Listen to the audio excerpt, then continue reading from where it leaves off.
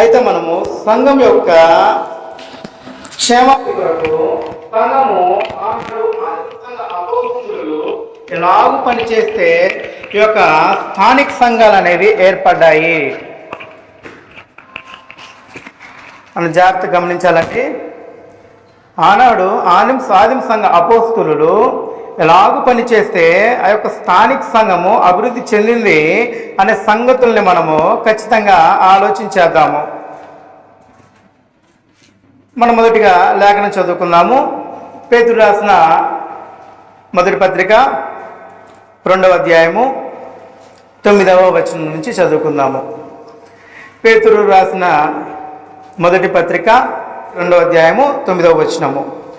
అయితే మీరు చీకట్లో నుండి ఆశ్చర్యకరమైన తన వెలుగులోనికి మిమ్మల్ని పిలిచిన వాని గుణాతిశయమును ప్రచురము చేయు నిమిత్తము ఏర్పరచబడిన వంశమును, రాజులైన యాజక సమూహమును, పరిశుద్ధ జనమును, దేవుని సొత్తైన ప్రజలై ఉన్నారు. ఒకప్పుడు ప్రజగా ఉండక ఇప్పుడు దేవుని ప్రజ అయితిరి, ఒకప్పుడు కనికరింపబడక ఇప్పుడు కనికరింపబడితిరి. ప్రియులారా, మీరు పరదేశులను యాత్రికులనై ఉన్నారు గనక ఆత్మకు విరోధంగా పోరాడు శరీరమును విసర్జించుడి. అన్ని జనులు మిమ్మల్ని ఏ విషయంలో దుర్మార్గులను దూషించుదురో ఆ విషయంలో వారు మీ సత్క్రియలను చూచి వాటిని బట్టి దర్శన దినమున దేవుని మహిమపరిచినట్లు వారి మధ్యను మీ మంచి ప్రవర్తన గలవారై ఉండవలనని మిమ్మల్ని బతిమాలుకొనుచున్నాను. అయితే ఇక్కడ మనకి ఏం తెలియచేస్తా ఉన్నాడంటే, గత వారం మనము ఈ యొక్క వచనంతోటి ఒక అంశాన్ని మనం ముగించేస్తున్నాం. ఇక్కడ మనకి ఏమని తెలియచేస్తా ఉందంటే, మొదటిగా మనం ఎవరు గుర్తించారని అంటే, క్రైస్తవులై ఉన్నవారు ఈ రాజులైన యాజక సమూహము అనే విషయాన్ని గుర్తించాలి. మనం నేర్చుకున్నాము పాత నిబంధన గ్రంథంలో ప్రధాన యాజకుడు ఎవరు అని అంటే లేవి వంశస్థుల్లో ఉంటారు. అయితే లేవి వంశస్థుల్లోనే యాజకులు ఉంటారు. ప్రధాన యాజకుడు అతి పరిశుద్ధ స్థలంలో ప్రవేశిస్తూ ఉంటాడు.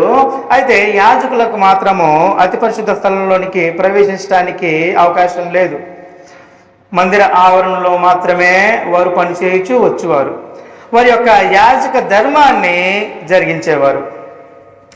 అలాగున మన ప్రధాన యాజకుడు మన ప్రభువైన యేసుక్రీస్తు వారు ఉండేగా మనము ఏమై ఉన్నామంట? యాజకులమై ఉన్నామంట. యాజక రాజులమై ఉన్న సమూహమై ఉన్నామంట. మరి యాజకులమై ఉన్న మనము యాజకత్వాన్ని జరిగిస్తూ ఉన్నామా? ఆలోచించేద్దాం.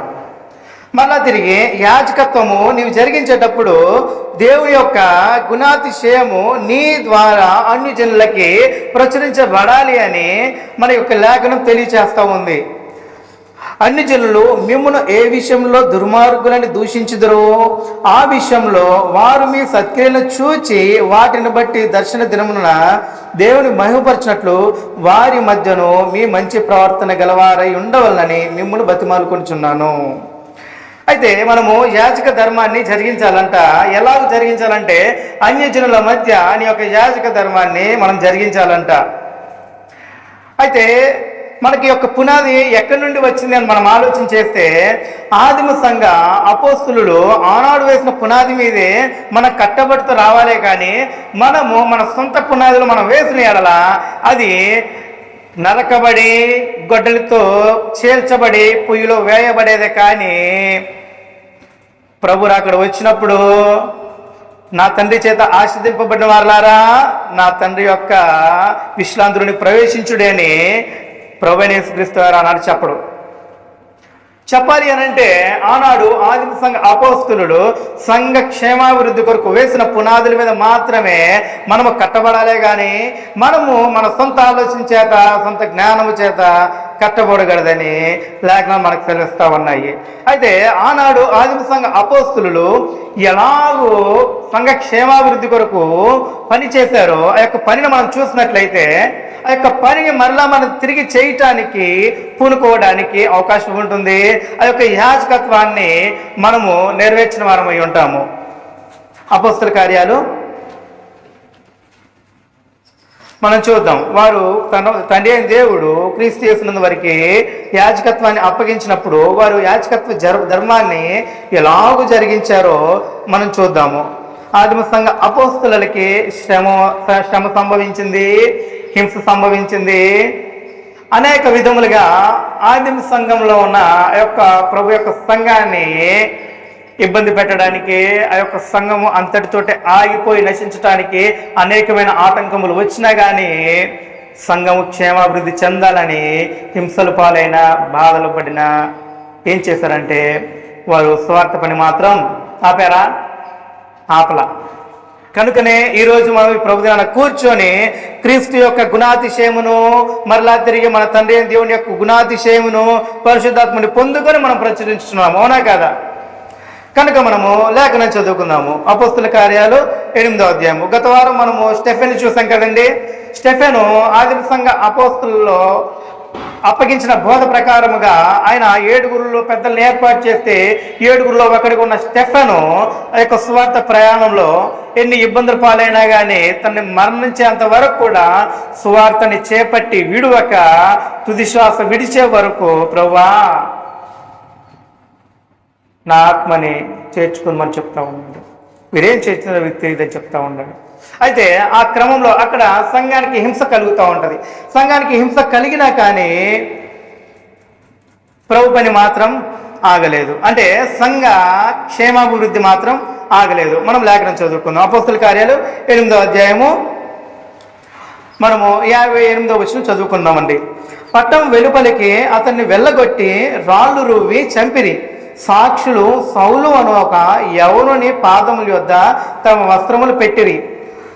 ప్రభువును గూర్చి మొరపెట్టుచు, ప్రభువా, యేసు ప్రభువా, నా ఆత్మను చేర్చుకొనుమని స్టెఫెను పలుకుచుండగా వారు అతన్ని రాళ్లతో కొట్టిరి. అతడు మోకాలిని, ప్రభువా, వారి మీద ఈ పాపం మోపకుమని గొప్ప శబ్దముతో పలికెను. ఈ మాటలు పలికి నిద్రించి సౌలు అను చావునకు సమ్మతించెను. స్టెఫెన్ యొక్క మరణం ఎలా జరిగిందండి? మనం చెప్పుకుంటా ఉంటాం లోకంలో అత సాక్షులు అని. ఎవరికి సాక్ష్యం? తను ప్రభువైన యేసుక్రీస్తు వారి యొక్క మరణాన్ని గురించి సువార్త ప్రకటిస్తూ తను గాయాల పాలవుతున్నా కానీ, మరణకరమైన గాయాలు తన దేహమందు అవుతున్నా కానీ తనేం చేస్తూ ఉన్నాడు అనంటే సువార్త ప్రయాణం ఆగకూడదు, సువార్త ప్రయాణం జరుగుతూనే ఉండాలి, క్రీస్తు యొక్క శరీరంలో అనేక ఆత్మలు ప్రవేశిస్తూనే ఉండాలి అనే ఆలోచనతోటి తన యొక్క స్వార్థ ప్రయాణము కొనసాగిస్తూనే ఆ యొక్క ప్రయాణంలోనే మరణించిన ఒక గొప్ప భక్తుడు, సంఘ క్షేమాభివృద్ధి కొరకు తను మరణించడానికి కూడా వెనకాడని గొప్ప భక్తుడు, యెహోవా యందు భయభక్తులు కలిగి క్రీస్తు యేసునందు స్వార్థ పని చేస్తున్న గొప్ప భక్తుడు. ఇక్కడ సంఘానికి ఎంతో హింస కలిగింది. సంఘాన్ని పాడు చేయటానికి అపవాది అనేవాడు శాస్త్రుల్ని, పరిసయ్యులను, ప్రధాన యాజకులను పురికొలిపి ఇబ్బందులు పెట్టడానికి ఆలోచన చేసిన ఆనాడు స్టెఫెన్ యొక్క మరణం తర్వాత చెదిరిపోయిన సందర్భం ఉన్న స్వార్థ పని అక్కడ ఆగల. మనం చూద్దాం 8వ అధ్యాయము 1వ వచనం నుంచి. అపోస్తుల కార్యములు 8వ అధ్యాయము 1వ వచనం నుంచి. ఆ కాలమందు యెరూషలేములోని సంఘమునకు గొప్ప హింస కలిగినందున. ఏ కాలంలో ఇది? స్టెఫెన్ని చంపిన కాలం. స్టెఫెన్ని చంపిన కాలం, 7 ఒకడైన స్టెఫెన్ని చంపిన కాలం అన్నమాట. ఆ కాలమందు యెరూషలేములోని సంఘమునకు గొప్ప హింస కలిగినందున అపోస్తులు తప్ప అందరూ యూదయ సమరయ దేశముల యందు చెదిరిపోయిరి. అపోస్తులు తప్ప 12 మంది అపోస్తులు. ఈ 12 మంది అపోస్తులు తప్ప మిగిలిన వారందరూ చెదిరిపోయారంట. ఈ 7 ఒకడైన స్టెఫెన్ చనిపోయాడు. మిగిలిన 6 ఉన్నారు వీరిలో. ఈ సువార్త పనిచేసే వారంతా కూడా అపోస్తులు 12 మంది తప్ప మిగిలిన వారందరూ చెదిరిపోయారంటండి. అందుకే అన్నాడు అపోస్తులు తప్ప అందరూ యూదయ సమరయ దేశమందు చెదిరిపోయి 3 దేశాలందు చెదిరిపోయారంట. భక్తి గల మనుషులు స్టెఫెన్ను సమాధి చేసి అతన్ని గూర్చి బహుగా ప్రలాపించిరి. సౌలైతే ఇంటింట జొచ్చి మనుషులను స్త్రీలను ఈడ్చుకొని పోయి చెరసాలలో వేయించి సంఘంలో పాడు చేయించున్నారంట. అపవాది అనేవాడు భయంకరంగా పనిచేస్తా ఉన్నాడు. దేని కొరకు? ప్రభు యొక్క సంఘము క్షేమాభివృద్ధి చెందకూడదని. బలంగా ఎవరి చేత పనిచేయాలని ఆలోచన చేశాడంటే పౌలుని చూశాడు. ఆ పౌలైతే నాకు కరెక్ట్, పౌలైతే ధర్మశాస్త్రం ముందు నిష్ట కలిగిన వాడు, యెహోవా తప్ప వేరొక దేవుడు లేడు, యెహోవా ఏ దేవుడు, ఈ క్రీస్తు ఎవరు, దేవుని కుమారుడని చెప్పుకొనిచున్నాడు, మనకి దేవుడు యెహోవాయే కదా అనే ఒక మంచి తెగ. ఆ పౌలైన అతను యెహోవా ధర్మశాస్త్రం ముందు ఎంతో నిష్ట కలిగి జీవించే వ్యక్తి కనుక తనేం చేస్తా ఉన్నాడంటే ఇశ్రాయేలుని గద్దిస్తా ఉన్నాడు. సౌలు అయితే ఇంటింటా జొచ్చి చాలా జాగ్రత్తగా గమనించండి. సౌలు ఏం చేస్తా ఉన్నాడంటే సంఘము ఆనాడు చెదిరిపోయిందంట. చెదిరిపోయినప్పుడు యూదయ సమరయ దేశంలో యందు చెదిరిపోయారంట. చెదిరిపోయిన తర్వాత ఇక్కడ ఒక మరణం జరిగింది. మరణం జరిగిన తర్వాత చెదిరిపోయారు. చెదిరిపోయిన తర్వాత సౌలు మరలా తిరిగి ఏం చేస్తాడంటే, ఒకటి మరణం కలగటం వల్ల చెదిరిపోయారు. చెదిరిపోతే ఏం జరుగుతూ ఉంది, ఐక్యత కోల్పోతారు. ఐక్యత కోల్పోయినప్పుడు ఐక్యతంగా కలిసి ప్రభు పని చేయడానికి అవకాశం ఉండదు. కనుక అపవాది అనేవాడు మొదటి స్టెప్ ఏం వేసాడు, ఇక్కడ చెదరగొట్టాడు. చెదరగొట్టిన తర్వాత అంతటితో ఊరుకోక అక్కడ స్థానికంగా ఉన్న ప్రజలు, అనగా యెరూషలేములో మిగిలిన వారు ఉన్నారు కదా, బెంచ్లలో మిగిలిన వారు ఎవరైతే ఉన్నారో వారందరినీ కూడా ఈ సౌలు అనే అతను ఏం చేస్తూ ఉన్నాడంటే ఇంటింట జొచ్చి అంటే ఏంటండి, దూరి, ఇంటిలో ఉన్న వారికి అధికారం లేకుండా, అంటే బలవంతంగా ఇంట్లోకి వచ్చి, జొచ్చి అంటే బలవంతంగా ఇంట్లోకి వచ్చి వారిని ఈడ్చుకొని పోయి చెరసాలలో వేస్తూ ఉన్నాడంట పౌలు. అంతే, సౌలు అయితే ఇంటింటా జొచ్చి పురుషులను స్త్రీలను ఈడ్చుకొని పోయి చెరసాలలో వేయించి సంఘమును పాడు చేయుచుండెను. ఏం చేస్తా ఉన్నాడంటే సౌలు ఏం చేస్తా ఉన్నాడు, సంఘమునే పాడు చేస్తా ఉన్నాడంట సౌలు. మనం మాట్లాడుకునే పౌలు గారే, సౌలన్నా పౌలన్నా ఒకటే. సౌలు అనేది గ్రీకు పదం, పౌలు అనేది తెలుగు పదం, పాల్ అనేది ఇంగ్లీష్ పదం, అంతే, డిఫరెంట్ పెద్ద ఏం లేదు అది. అయితే ఇక్కడ ఏం చేస్తా ఉన్నాడు అంటే సంఘాన్ని పాడు చేస్తూ ఉన్నాడు. చాలా జాగ్రత్తగా గమనించండి, సంఘాన్ని పాడు చేయించుండని మాట్లాడుతూ ఉన్నాడు. అంటే ఇక్కడ ఏం జరుగుతూ ఉంది, సంఘం యొక్క క్షేమాభివృద్ధికి ఆటంకం కలుగుతుంది.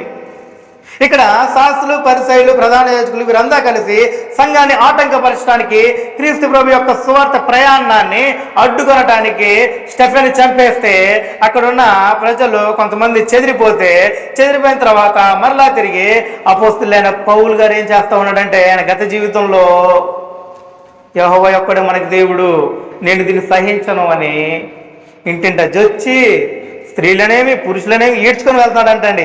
మర్యాదగా రానానా అని తీసుకొని వెళ్ళటం కాదంటండి. ఈడ్చుకొని వెళ్తామనంటే అప్పట్లో చేతులు పట్టుకొని కాదండి. ఎలా ఈడ్చుకొని వెళ్తారంటే గుర్రాలు ఉంటాయి లేదా గాడిదలు ఉంటాయి, చేతులకి తాడు కట్టి లేదా గొలుసులు కట్టి ఈడ్చుకొని వెళ్తారు. ఆ కాలంలో మనం ఈ కాలంలో చూపించినట్టు ఈడ్చుకొని వెళ్ళటం కాదండి. ఆ కాలంలో ఈడ్చుకొని వెళ్ళటం అంటే ఒక విధానం ఉంటుంది, ఒక సాంప్రదాయ విధానం ఉంటుంది వారికి ఈడ్చుకొని వెళ్ళటం అంటే. అలాగ వాళ్ళని ఈడ్చుకొని వెళ్ళి చెరసాల్లో వేస్తున్నాడంట, ఏదో తప్పు చేసినట్టు సంఘాన్ని పాడు చేస్తూ ఉన్నాడంట. ఇంత గొప్ప హింస కలుగుతుంది. అందుకే ఇక్కడ మాట్లాడుతున్నాడు. ఏమని మాట్లాడుతున్నాడు, 1వ అధ్యాయం 8వ అధ్యాయం 1వ వచనంలో, ఆ కాలం ముందు యెరూషలేములోని సంఘమునకు గొప్ప హింస కలిగినందుగా, అక్కడ జాగ్రత్త గమనించండి, గొప్ప హింస కలిగినందున అని మాట్లాడుతూ ఉన్నాడు. గొప్ప హింస, ఇంకా ఆలోచించండి ఆ పదం వాడినప్పుడు అక్కడ ఎంత హింస కలిగి ఉంటుందో. యెరూషలేములో సంఘమునకు గొప్ప హింస కలిగినందున, అప్పుడు అపోస్తలులు తప్ప మిగిలిన వారు యూదయ సమరయ దేశంలో చెదిరిపోయారంట.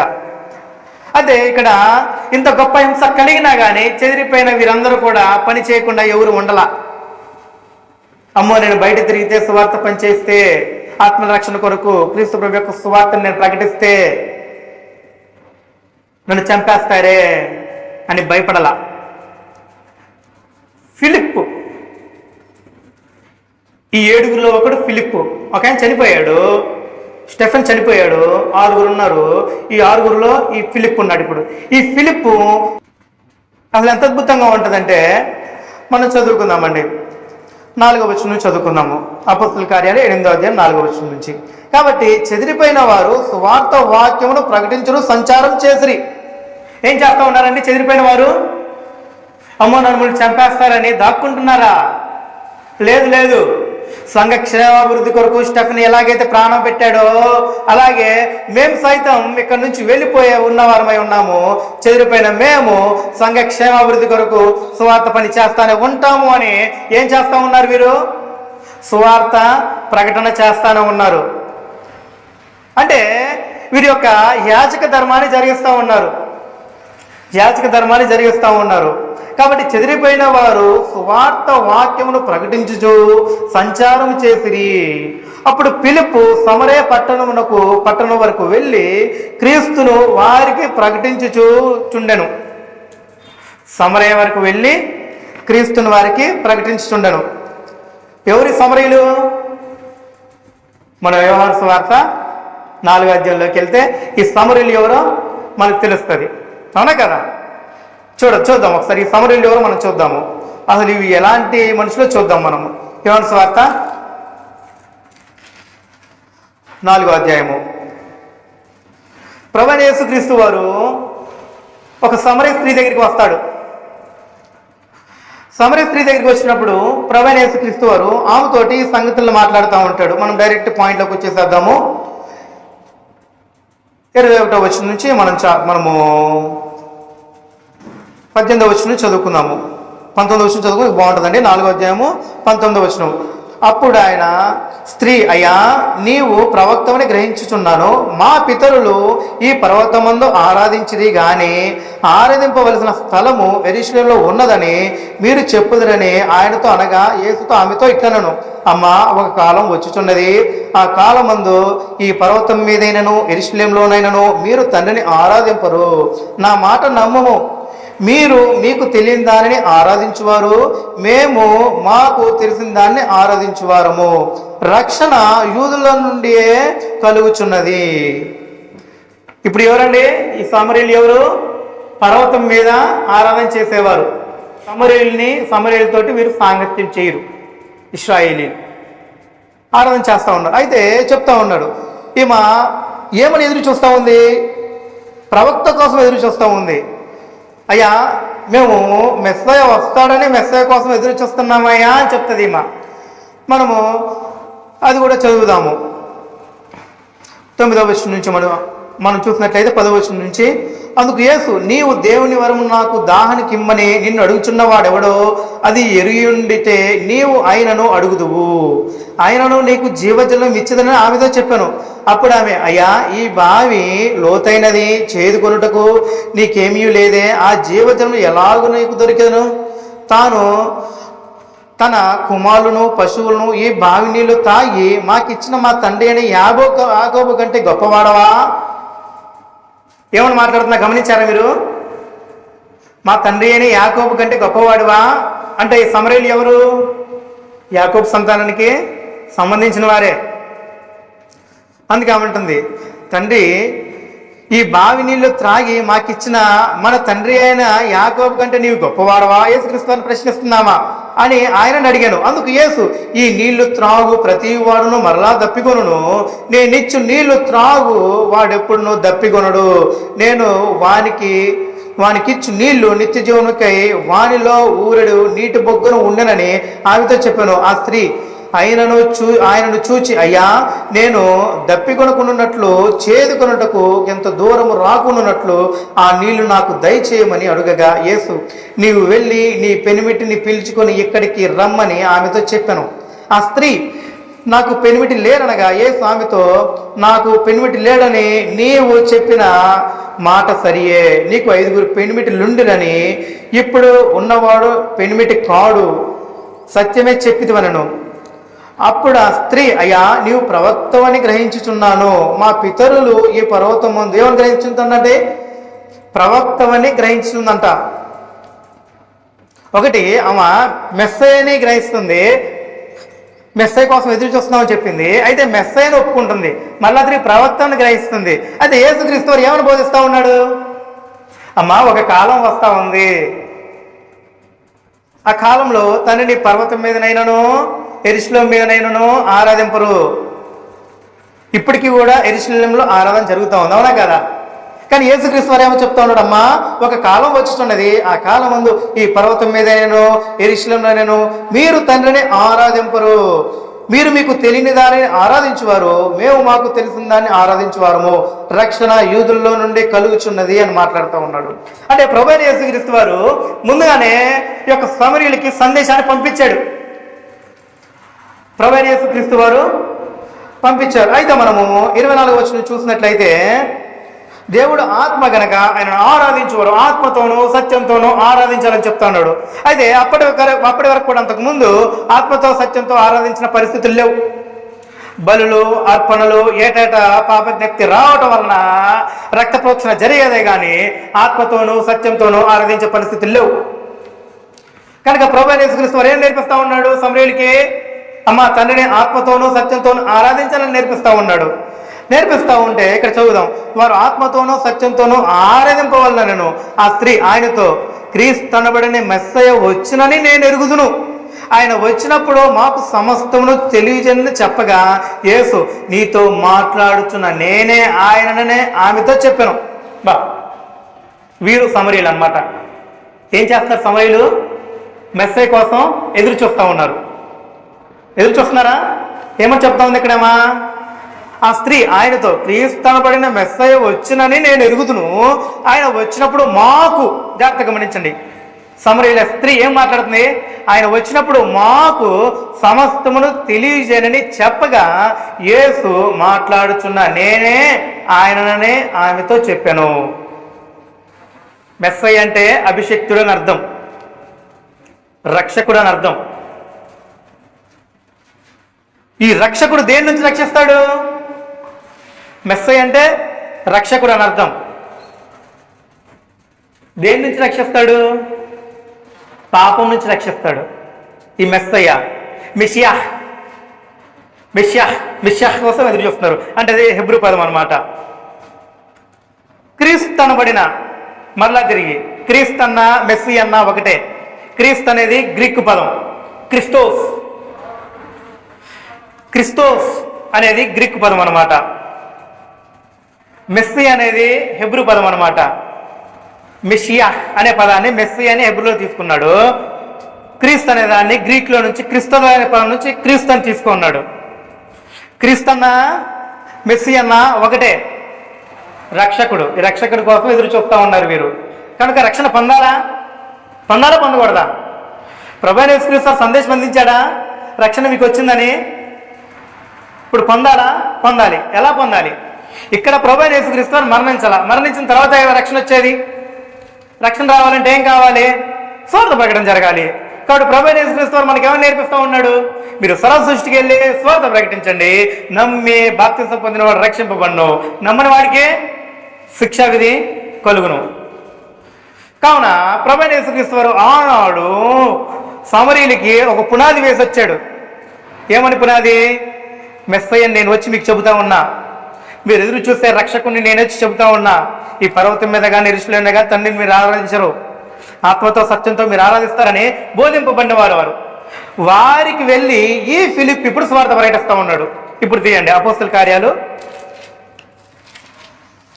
8వ అధ్యాయము. ఇప్పుడు తీయండి, ఇప్పుడు మనకు క్లారిటీగా అర్థమవుతుంది అనమాట. ఇంకా 5వ వచనం నుంచి, అపోస్తల కార్యాలు 8వ అధ్యాయము 5వ వచనం నుంచి. అప్పుడు ఫిలిప్పు సమరయ పట్టణమునకు వెళ్ళి, ఆ సమరయ పట్టణమేనా ఇది? ఏమండి, ఆ సమరయ పట్టణమే కదా? ఆ సమరయ పట్టణమే, ప్రభువైన యేసుక్రీస్తు వారి చేత బోధింపబడిన సమరయ పట్టణమే. అప్పుడు ఫిలిప్పు సమరయ పట్టణమునకు వెళ్ళి క్రీస్తును వారికి ప్రకటించాను. ఎవరిని ప్రకటిస్తూ ఉన్నాడు? గతంలో ఎవరైతే వెళ్ళి సందేశాన్ని అందించారో ఆయన గురించే మరలా తిరిగి ప్రకటిస్తూ ఉన్నారు. వారు మరలా తిరిగి అంటారు, సమరయులు వస్తారు యేసుక్రీస్తు వారి దగ్గరికి, మేము ఈ స్త్రీ చెప్పినందువల్ల కాదు, మేము నా చెవుల ద్వారా వచ్చి విని మేము ఇప్పుడు నమ్ముతున్నాం అంటారు. అవునా కదా? సమరయులు అన్నమాట. ఏదో వెళ్ళి చెప్పింది. సమరయ స్త్రీ వెళ్ళి నాకు పెనిమిటిల గురించి చెప్పింది, నా గురించి చెప్పింది, మొత్తం చెప్పాడు ఆయన అని చెప్పేసినప్పుడు వారు కూడా వచ్చి వింటారు ఆయన దగ్గర. విన్నప్పుడు అప్పుడు అంటారు, ఏమని చెప్పినందు వల్ల కాదు, ఇప్పుడు మేము మా చెవులారా విని కనులారా చూచి ఇప్పుడు ఈయన మెస్సయ్యని మేము నమ్ముతున్నాం అంటారు వారు. కావున మెస్సయ్య వచ్చాడని ఎదురు చూస్తున్న వీరికి మెస్సయ్య వచ్చాడని, ఈ మెస్సయ్య ద్వారా రక్షణ కలుగుతుందని ఈయన ఏం చేస్తూ ఉన్నాడంటే ప్రభువైన యేసుక్రీస్తు వారు వేసిన పునాదులకి వచ్చి నీరు పోస్తా ఉన్నాడు. ఈయన ఏమని నీరు పోస్తా ఉన్నాడు?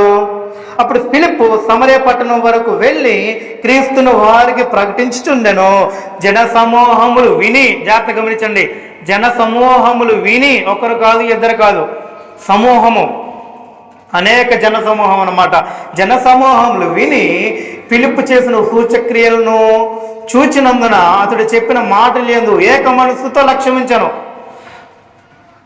ఎంత అద్భుతం అంటే, ప్రభువైన యేసుక్రీస్తు వారు పునాది వేసి వస్తే ఫిలిప్ గారే మరలా తిరిగి ఆ పునాది వేసిన క్రీస్తు గురించే, ఆయన యొక్క మరణము సమాధి పునరుత్థానం గురించి సువార్త ప్రకటన చేస్తే ఆ గొప్ప జనసమూహం యొక్క మాటలు విని మరలా తిరిగి ఏక మనస్సుతో లక్ష్యమించారంట. చెప్పిన మాటలు యందు లక్ష్యం ఉంచి అనేకులకు పట్టిన అపవిత్రాత్మలను పెద్దల కేకలు వేసి వారిని వదిలిపోయాను. పక్షవాయువు గలవారును కుంటివారును అనేకులు స్వస్థత పొందిరి. అందుకు ఆ పట్టణంలో మిగుల సంతోషం కలిగాను. ఒక ఇంట్లో కాదంటండి, ఒక ఇంట్లో కాదు, ఒక కాలనీలో కాదు, పట్టణము. పట్టణం అంటే ఏంటో తెలుసా మీకు? గ్రామము వేరు, పట్టణము వేరు. పట్టణం అంటే అన్ని సదుపాయాలు ఉంటాయి. పట్టణం అంటే అన్ని సదుపాయాలు ఉంటాయి. పల్లెటూరులో పోలీస్ స్టేషన్ ఉండదండి, పట్టణాల్లో పోలీస్ స్టేషన్ ఉంటుంది.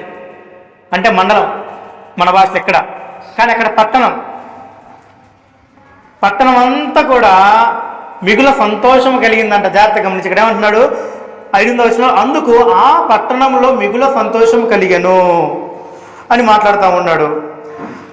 మరి మనకి లేఖనాలు మనం ఆలోచన చేసినట్లయితే మనకు ముందుగా ఆదిమ సంఘ అపోస్తలులు ఆ యొక్క శిష్యులకి అప్పగింపబడిన బోధ ప్రకారంగా వారు వేసిన పునాది మీదే కట్టబడతా ఉంటే ఒక సంఘం వృద్ధి చెందిందే కానీ మీరు సొంతగా ఎవరైనా కానీ పునాదులు వేసినట్టు ఎక్కడా లేదు. మొట్టమొదటిగా పేతురు గారు ప్రసంగం చేసినప్పుడు ఎంతమంది చేర్చబడ్డారు? 3000 మంది. అవునా కాదా? 3000 మంది. సొంత ఆలోచన కాదు. ఇశ్రాయేలు అందరూ అనుకుంటున్నారు, ఇదేంది పొద్దుపుడిచి జామేనా కాలేదు, వీడు మద్యం తాగి మత్తులై ఉన్నారేమో అని హాస్యం చేస్తున్నారు. యోవేలు ప్రవక్త ద్వారా ప్రవచించిన ప్రవచనం నెరవేరిందని మాట్లాడుతూ ఉన్నాడు ఆయన. ఏం చెప్తా ఉన్నాడు? ప్రవచనం నెరవేరింది ఇక్కడ.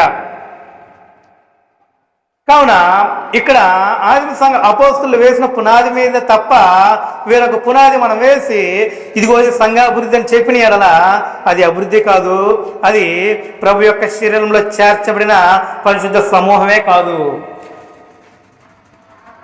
సంఘము క్షేమాభివృద్ధి కలగాలి అనంటే ఆనాడు హింస కలిగింది, శ్రమ కలిగింది, శోధన కలిగింది. అయినా కానీ స్వార్థ పని ఆగిందా? ఆగరా. స్వార్థ పని ఆగకుండా ఏం జరుగుతూ ఉందంటే ఆత్మల రక్షణ జరుగుతూ ఉంది. చూడండి 14వ వచనము, అపోస్తలుల కార్యాలు 8వ అధ్యాయం 14వ వచనము. సమరయ వారు దేవుని వాక్యము అంగీకరించిరని యెరూషలేములోని అపోస్తలులు వినిరి. ఫిలిప్ ఎక్కడ ఉన్నాడు? చెదిరిపోయి సమరయలో స్వార్థ పని చేస్తూ ఉన్నాడు. ఈయన స్వార్థ పని చేస్తూ ఉంటే యెరూషలేములో ఉన్న అపోస్తలులకి సంగతిని తెలియచేశారు, సంఘాభివృద్ధి సంగతి తెలియచేస్తూ ఉన్నాడు. సమరయ వారు దేవుని వాక్యం అంగీకరించరని యెరూషలేములోని అపోస్తలులు విని పేతురును యోహానును వారి యొద్దకు పంపిరి. ఎవరెవరునండి? పేతురును యోహానును వారి యొద్దకు పంపారంట. వీరు వచ్చి వారు పరిశుద్ధాత్మను పొందవాలని వారి కొరకు ప్రార్థన చేసిరి. అంతకుముందు వారిలో ఎవరి మీదనూ ఆయన దిగి ఉండలేదు. వారు ప్రభువైన యేసు నామమున బాప్తిసము మాత్రమే పొంది ఉండిరి. అప్పుడు పేతురు యోహానును వారి మీద చేతులుంచగా వారు పరిశుద్ధాత్మను పొందిరి. అపోస్తలులు చేతులుంచటం వలన పరిశుద్ధాత్మ అనుగ్రహింపబడవలనని, ఇది వేరే సంగతి అనుకోండి. ఇలాగున ఇక్కడ ఏం చేస్తా ఉన్నాడు? ఫిలిప్పు చెదిరిపోయిన తర్వాత సంఘానికి హింస కలుగుతుందని అక్కడ స్వార్థ పని కాకుండా మరొక ప్రాంతానికి వెళ్ళి స్వార్థ పని చేస్తూ ఉంటే ఇక్కడ ఏం జరిగింది? ఆత్మల రక్షణ జరిగిందా లేదా? ఆత్మలు రక్షింపబడ్డాయా? రక్షింపబడ్డాయి. బాప్తిస్మం ఇదే కదా సంఘాభివృద్ధి, అదే కదా సంఘం యొక్క క్షేమాభివృద్ధి. కనుకనే వీరేం చేస్తామంటే సమరయ వారు దేవుని వాక్యము అంగీకరించరని యెరూషలేములోని అపోస్తలులు విని పేతురును యోహానును వారి యొద్దకు పంపిరి. వారు వచ్చి వారు పరిశుద్ధాత్మను పొందవలన వారి కొరకు ప్రార్థన చేసిరి. అంతకుముందు వాళ్ళలో ఎవరి మీదను ఆయన దిగి ఉండలేదు. వారు ప్రభువైన యేసు నామమున బాప్తిసం మాత్రమే పొందిరి. బాప్తిసం పొందారా? పొందారు. ఎవరు స్వార్థ ప్రకటిస్తే పొందారు? అక్కడ ఫిలిప్పు స్వార్థ ప్రకటిస్తే పొందారు. ఫిలిప్పు యెరూషలేములో హింస కలిగినందున చెదిరిపోయి సమరయ ప్రాంతంలో స్వార్థ పని చేస్తే అక్కడ వాక్యాన్ని అంగీకరిస్తే అక్కడ వాళ్ళకి బాప్తిస్మ ఇచ్చాడు. ఇచ్చినప్పుడు ఇక్కడ వీళ్ళకి సందేశాన్ని తెలియజేస్తే అప్పుడు వీళ్ళు పరిశుద్ధాత్మను పొందుకోలేదంటే అప్పుడు వీళ్ళు ప్రార్థన చేస్తే పరిశుద్ధాత్మ అని దేవుడు అనుగ్రహించాడు. ఆ సంగతి మనకు తెలియచేస్తూ ఉన్నాడు ఇక్కడ. మరి ఇక్కడ ఎంత హింస కలిగినా ఎంత శోధన కలిగినా సౌలైతే ఇంటెంటాచి వచ్చి ఆ యొక్క పరిశుద్ధులని క్రైస్తవులని తీసుకెళ్లి చెరసాల్లో వేస్తా ఉన్నా స్వార్థ పని ఆగిందా? ఆగిందా? ఈనాడు మనం ఇక్కడ కూర్చొని క్రీస్తుని గురించి మనం ప్రచురిస్తూ ఉన్నామనంటే ఈనాడు క్రీస్తు శకం 2000 సంవత్సరాలు దాటినా కానీ స్వార్థ పని మనం చేస్తూ ఉన్నామనంటే పని ఎన్ని హింస కలిగినా ఎన్ని శోధనలు కలిగినా ఆగదు. క్రీస్తు యొక్క శరీరంలో ఒక ఆత్మ చేర్చబడేదంటే స్థానిక సంఘంలో ఉన్న ప్రతి సభ్యుడు కృషి చేయాలి. నాదేముందిలే, నేను రక్షింపబడ్డాను, నేను నిత్యత్వం పొందుకున్నాను, నాకు చాలు ఇంతవరకు, ఒక సంగతి నాకు అనవసరం అని ప్రతి ఒక్కరు అనుకుని అలా కూర్చుంటే 2000 సంవత్సరాల క్రితం ప్రారంభమైన యొక్క క్రీస్తు ప్రభు యొక్క సంఘము ఈ రోజు దినం వరకు కొనసాగేదా? ఆలోచన చేయండి. ఆనాడు నా అపోస్తలులు ఆ శిష్యులు అంతటితోటే కూర్చొని మేము రక్షింపబడ్డాం కదా చాలు, వాళ్ళు మమ్మల్ని పడుతున్నారు, వీరు మమ్మల్ని తిడుతున్నారు, ఇక నేను ప్రకటన చేయను, నా రక్షణ మాత్రమే నేను కాపాడుకుంటానని చేతులు కట్టుకొని ఎవరి ఇంట్లో వాళ్ళు కూర్చొని ఉన్నట్లయితే ఈనాడు మనం రక్షింపబడేవారమా? రక్షింపబడేవారం కాదు. కనుక మనం కూడా ఏం చేయాలనంటే ప్రతి ఒక్కరు కూడా తమ తమ యాజక ధర్మాన్ని జరిగించాలి. తమ తమ యాజక ధర్మాన్ని జరిగించాలి. ఎలా జరిగించాలి?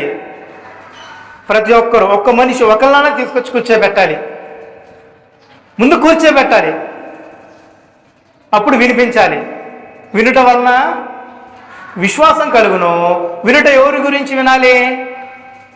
క్రీస్తుని గురించే వినాలి. కానీ యేసయ్య నాకు ఇది చేశాడు, మంచి ఇల్లు ఇచ్చాడు, మంచి కారు ఇచ్చాడు, మంచి ఆరోగ్యం ఇచ్చాడు, మంచి ఉద్యోగం ఇచ్చాడని చెప్పేసి నా డప్పు నేను కొట్టుకుంటే వచ్చాడు అనుకోండి, వాడు క్రీస్తు చేత ఆకర్షింపబడిన వాడు కాడు. క్రీస్తు యొక్క శిలువ మరణమే నిన్ను ఆకర్షించాలి, కానీ మానవుని యొక్క జీవిత విధానం నీకు ఆకర్షింపబడకూడదు. ఇక్కడ ఎవరైనా చూడండి, ఫిలిప్ ఏం చేస్తా ఉన్నాడంటే స్టెఫెన్ చచ్చిపోయాడు కదా, ఇదిగో సంఘం కొరకు ప్రాణం పెట్టాడు కదా, ఇదిగో క్రీస్తు అంత గొప్పవాడై ఉంటే ఈయన కొరకు ప్రాణం పెడతాడు అని స్టెఫెన్ గురించి ప్రకటించట్లా. అక్కడ ప్రకటిస్తా ఉన్నాడా? ప్రకటించట్లా. ఎవరి గురించి ప్రకటిస్తూ ఉన్నాడు? క్రీస్తుని గురించి ప్రకటిస్తూ ఉన్నాడు. అదే కదా చెప్తుంది మనకి ఇక్కడ అపోస్తల కార్యాల్లో. ఎవరి గురించి ప్రకటిస్తూ ఉన్నాడు? క్రీస్తుని గురించి ప్రకటిస్తూ ఉన్నాడు. అందుకే చెప్తా ఉన్నాడు ఇక్కడ ఏమని? క్రీస్తుని గురించి ప్రకటిస్తూ ఉన్నాడంట. కనుక మనము ఏం చేయాలనంటే ప్రతి ఒక్కరు కూడా తమ తమ యాజక ధర్మాన్ని జరిగించాల్సిన అవసరం ఉంది.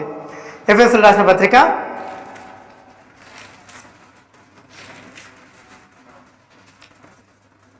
ఎఫెసీయులకు రాసిన పత్రిక 4వ అధ్యాయము 12వ వచనం చూసినట్లయితే, మనమందరమును విశ్వాస విషయంలో దేవుని కుమారుని గురించిన జ్ఞానం విషయంలోనూ ఏకత్వము పొంది ఏం చేయాలండి? మొదట మనము విశ్వాస విషయంలో దేవుని కుమారుని గూర్చిన, జాగ్రత్తగా గమనించండి, విశ్వాస విషయము దేవుని కుమారుని గూర్చిన జ్ఞాన విషయంలో ఏకత్వము పొంది సంపూర్ణ పురుషుల మగు వరకు, అనగా క్రీస్తునకు కలిగిన సంపూర్ణత సమానమైన సంపూర్ణత కలవారు మగు వరకు ఆయన ఇలాగు నియమించెను. పరిశుద్ధులు సంపూర్ణులగునట్లు క్రీస్తు శరీరము క్షేమాభివృద్ధి చెందుటకును పరిచర్య ధర్మము జరిగించుటకును ఆయన కొందరిని అపోస్తులుగాను, కొందరిని ప్రవక్తులుగాను, కొందరిని సువార్తికులుగాను, కొందరిని కాపురులుగాను, ఉపదేశకులుగాను నియమించను. దేని కొరకండి? సంఘం యొక్క క్షేమాభివృద్ధి కొరకు నియమించాడంట. దేవుని కుమారుని గురించిన జ్ఞానం విషయంలో, విశ్వాస విషయము ఏకత్వం కలిగి ఉండాలంట అందరూ. ఎవరు వీరు? క్రీస్తు యేసునందు జీవించేవారు, స్వార్థ పని చేసేవారు. జీవించేవారు, స్వార్థ పని చేసేవారు. అయితే క్రీస్తు శరీరము అనగా సంఘము. క్రీస్తు శరీరం అంటే సంఘమేనండి. క్రీస్తు శరీరం అంటే సంఘము. ఆ సంఘము క్షేమాభివృద్ధి చెందాలి అని అంటే చెబుతా ఉన్నాడు. ఏమని? పరిశుద్ధులు సంపూర్ణంలో ఉన్నట్టు క్రీస్తు శరీరము క్షేమాభివృద్ధి చెందుటకు పరిచర్య ధర్మము జరిగించుటకును. పరిచర్య ధర్మము జరిగించాలి. మరి జరిగిస్తూ ఉన్నామా? సంఘము క్షేమాభివృద్ధి చెందాలి అని అంటే పరిచర్య ధర్మం జరిగించాలి. పరిచర్య ధర్మం జరిగించాలి అని అంటే మనం వచ్చి కుర్చీలు వేస్తేనో, లేకపోతే మనము చర్చి బిల్డింగ్ రంగులు వేస్తేనో కాదండి. అవే కాదు. కాదంటే అవి కాదని కాదు, అవే కాదు. ఆత్మ కొరకు నువ్వు కృషి చేస్తా ఉన్నావా?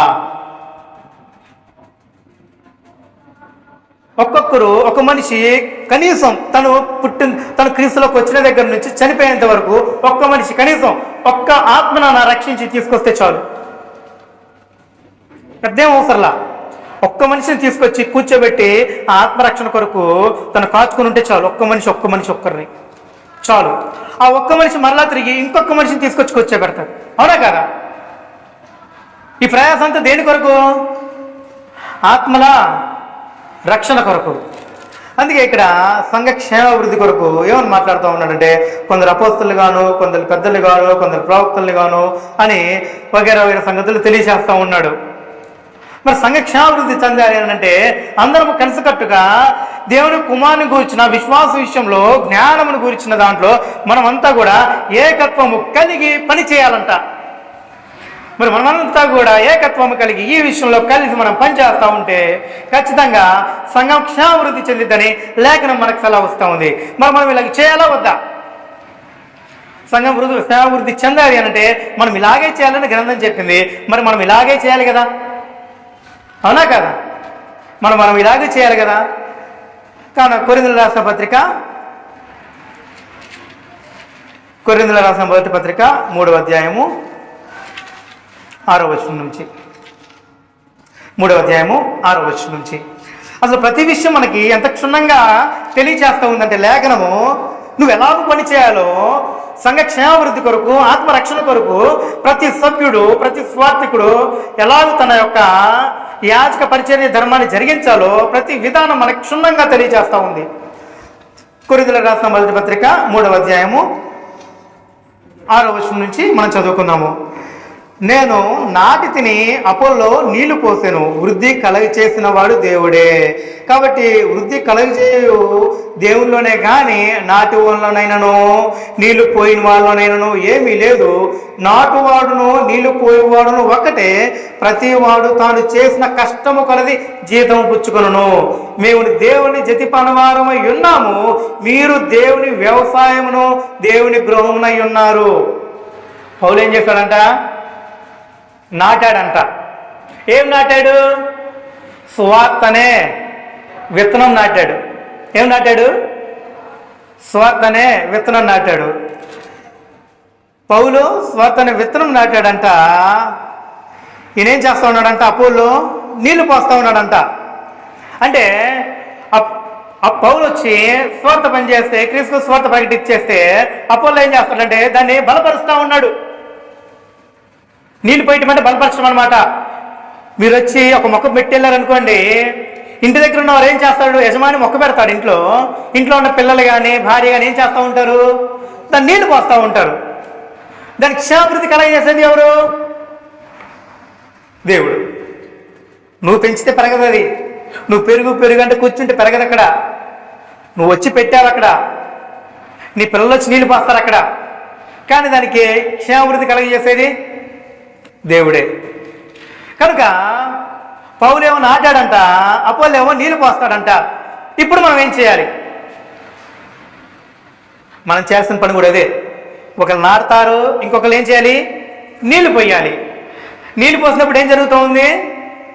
అభివృద్ధి కలుగుతూ ఉంది. అంటే ఏం జరిగినట్టు? అక్కడ వచ్చి ఇక్కడ కూర్చున్నట్టు. అవునా కాదా? చేర్చబడుతున్నట్టు. అభివృద్ధి కలిగిందంటే చేర్చబడతా ఉన్నట్టు.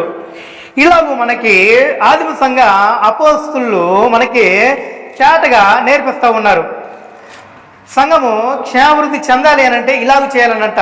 అందుకే 9వ వచనంలో 8వ వచనం చూసినట్లయితే మనము 1 కొరింథీ 3:8 నుంచి, నాటువాడును నీళ్లు పోయేవాడును ఒకటే, ప్రతివాడు తాను చేసిన కష్టము కొలది జీతం పుచ్చుకొనును. ఓహో, దీనివల్ల జీతం కూడా ఉంటుందంట. మరలా తిరిగి కష్టమేనంట, మరలా తిరిగి జీతం ఉంటుందంట. ఒక వ్యక్తిని క్రీస్తులో తీసుకురావడం కష్టమేనంట, మరలా తిరిగి దీనికి ఖచ్చితంగా జీతం ఉంటుందంట. 9వ వచనం నుంచి, మేము దేవుని జతిపనవారమై ఉన్నాము, మీరు దేవుని వ్యవసాయమును దేవుని గృహమునై ఉన్నారు. దేవుని వ్యవసాయమును దేవుని గృహమునై ఉన్నారు. అందుకే ప్రభువైన యేసుక్రీస్తు వారు శిష్యుల్ని వేడుకోమని చెప్తా ఉన్నాడు. కోత ఏమో విస్తారంగా ఉంది, కోత కోసేటి వారు కొద్దిగానే ఉన్నారు, కోత కోసేటి వారిని పంపమని తండ్రిని వేడుకోమని చెప్తా ఉన్నాడు. అవునా కదా? అంటే ఆ సందర్భం ఏంటంటే 12 మంది శిష్యులు ఉంటారు అపోస్తులు. వీరు కాక ఒక 70 మంది పైగానే సుమారు మళ్ళా తిరిగి ఏర్పాటు చేస్తాడు యేసుక్రీస్తు వారు ఇద్దరిద్దరిని పంపించడానికి ప్రభువైన యేసుక్రీస్తు వారు ఈ 12 మందినే కాక ఇంకా మనకు కావాలని ఆయన మన పక్షాన పనిచేసేవారు ఇంకిద్దరిద్దరిని పంపించాలి, మనము అనేకమైన గ్రామాల పట్టణాలు ఉన్నాయి, తండ్రిని వేడుకొని అని చెప్తా ఉన్నాడు. అందుకే కోత విస్తారము, కోసేడు వారు కొద్దిగానే ఉన్నారని అందుకు చెబుతున్నాడు అక్కడ. అందుకని మిగిలిన వారు వస్తారు, మిగిలిన 70కి పైగా మందిని ఉన్నవారిని కూడా ఇద్దరినిద్దరినిగా అక్కడ పంపిస్తాడు రాజ్య స్వార్థ నిమిత్తం. చూడండి, ఒకరే నీళ్ళు పోస్తారంట, ఒకరేమో నాడతాడంట. ఇప్పుడు మనం ఏం చేయాలి? ఎఫెసీయులకు రాసిన పత్రిక 4వ అధ్యాయము ఆఖరి వచనం చూసుకొని ముగించేసుకుందామండి. ఎఫెసీయులకు రాసిన పత్రిక 4వ అధ్యాయము 16వ వచనం నుంచి, ఆయన శిరస్సై ఉన్నాడు, ఆయన నుండి సర్వ శరీరము చక్కగా అమర్చబడి తలలోనున్న ప్రతి అవయవము తన పరిమాణము చొప్పున పనిచేయుచుండగా, చూడండి, తన పరిమాణము చొప్పున పనిచేయుచుండగా, శరీరం అంట క్రీస్తులో అమర్చబడిందంట. అమర్చబడిన ప్రతి అవయవము తన పరిమాణం చొప్పున పనిచేయుచుండగా ప్రతి కీలు వలన కలిగిన బలము చేత అతకబడి ప్రేమయందు తనకు క్షేమాభివృద్ధి కలుగునట్లు శరీరమును క్షేమాభివృద్ధి కలుగు చేసుకొనుచున్నది. శరీరం అంటే క్రీస్తు ప్రభు యొక్క సంఘం. ఈ సంఘము క్షేమాభివృద్ధి చెందాలంటే ఇప్పుడు మనం ఏం చేయాలి? మన పని, మన పరిమాణము, మన తలంతు ఏదైతే ఉందో అదే చెబుతున్నాడు. ప్రతి అవయవము తన పరిమాణము చొప్పున, ప్రతి అవయవము తన పరిమాణము చొప్పున, చేయి చేసే పని కాలు చేయదు, కన్ను చేసే పని చెవి చేయదు, దేని పరిమాణం దానికి ఉంటుందంట. కనుక బోధించేవాడు బోధిస్తూ ఉంటాడు, వినేవాడు వింటూ ఉంటాడు, బోధించేటప్పుడు తీసుకొచ్చి కూర్చోబెట్టేవారు ఉంటారు. ఇది వారి యొక్క తలంతు, ఇది గ్రహించాలి మనం. అందుకే ఇక్కడ చెప్తా ఉన్నాడు ఏమని, తనలోనున్న ప్రతి అవయవము అనగా క్రీస్తు శరీరంలో చేర్చబడి ఉన్న ప్రతి ఒక్క క్రైస్తవుడి గురించి మాట్లాడుతూ ఉన్నాడు. ప్రతి అవయవం అంటే ప్రతి క్రైస్తవుడు అనమాట.